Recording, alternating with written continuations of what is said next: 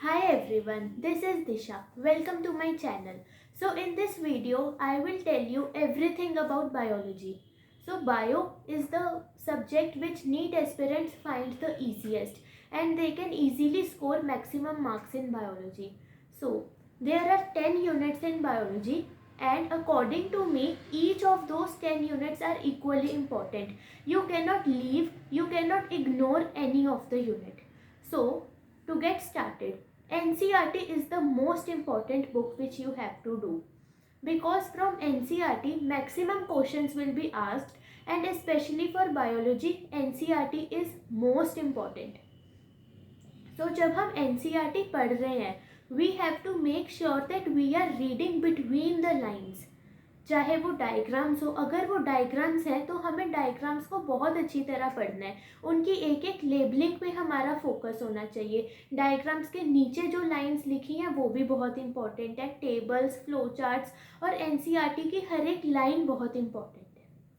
अगर आप एनसीईआरटी के साथ साथ कोई और एक्स्ट्रा बुक या मॉड्यूल भी पढ़ रहे हो तो आपको उन मॉड्यूल्स या एक्स्ट्रा बुक में से, जैसे मैंने Pradeep's textbook of biology refer की थी, तो आपने उस बुक में से या उस मॉड्यूल में से एक्स्ट्रा इम्पॉर्टेंट पॉइंट्स को ढूंढना है और उनको एनसीईआरटी में जो एम्प्टी स्पेस प्रोवाइड होती है उसमें शॉर्ट करके लिख देना है.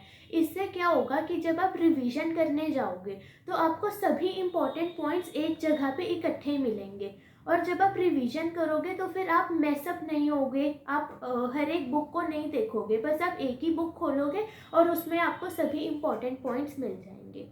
अगर आप किसी मॉड्यूल या एक्स्ट्रा बुक को रेफ़र नहीं कर रहे हो तो non NCERT but important points जानने के लिए, नॉन एनसीईआरटी बट इम्पॉर्टेंट मतलब जो एनसीईआरटी से रिलेट करते हैं कुछ पॉइंट्स या जो रेलिवेंट है वो जानने के लिए आपको यूट्यूब चैनल्स फॉलो करने होंगे. Like I personally refer to Vani ma'am's Vedantu Biotonic channel for that and I got a lot of help from that. जो टॉपिक आप यूट्यूब से पढ़ रहे हो उसी दिन आपको वो टॉपिक एनसीईआरटी से कवर कर ही देना है. इससे क्या होगा कि आपके बैकलॉग्स इकट्ठे नहीं होंगे और आज का काम आपको आज ही ख़त्म कर देना है. मतलब the topic which you have studied today from YouTube that you should read from NCERT on the same day. इसके साथ ही शॉर्ट नोट्स बायो में बनाना बहुत ज़रूरी है क्योंकि जब आप रिवीजन करोगे तो वो शॉर्ट नोट्स आपको बहुत हेल्प करेंगे. शॉर्ट नोट्स के लिए आपको एक अलग कॉपी लगा लेनी है और आपने एक चैप्टर को 2 या मैक्सिमम 3 पेजेस में कवर कर देना है.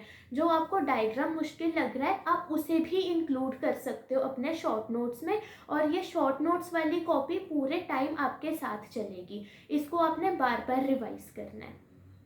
इसके साथ ही सबसे ज़्यादा इम्पॉर्टेंट है एमसीक्यूज़ की प्रैक्टिस करना. तो जैसा हमने जेठालाल का एक हमने सबने डायलॉग सुना ही होगा, चाय पियो बिस्किट खाओ, चाय पियो बिस्किट खाओ.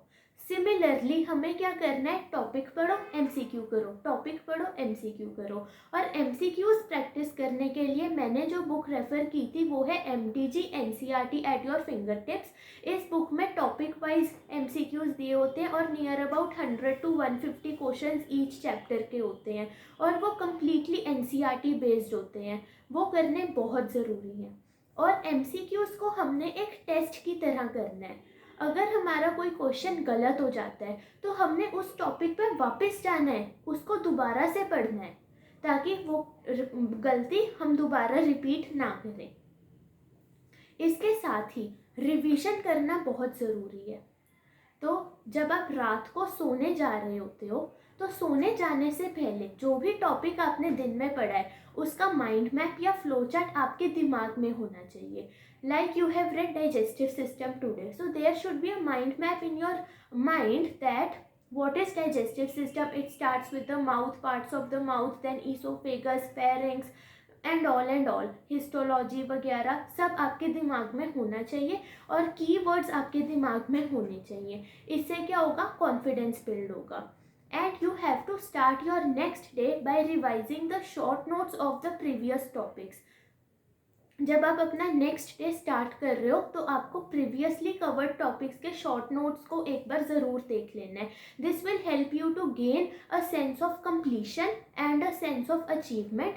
Moreover, it will help you to enhance your memory and performance.